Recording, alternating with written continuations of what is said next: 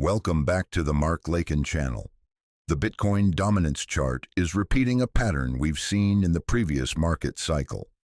First, an ascending channel forms, followed by a breakdown of the trend support line, and eventually, dominance drops toward the 40% zone. We saw this exact scenario in 2021, and it looks like history is about to repeat itself.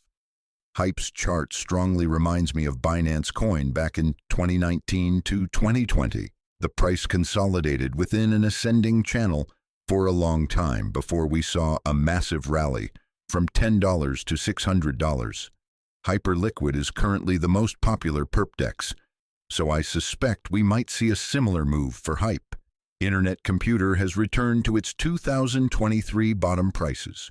On the chart, you can see a trend line formed by three distinct peaks.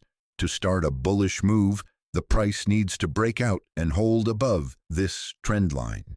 LayerZero has been trading sideways for 427 days now. Once the price breaks through the $3.30 resistance level, I'm leaning toward a scenario where we rally back to its all-time high.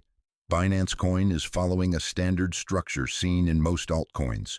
First, an accumulation phase, followed by an impulsive rally.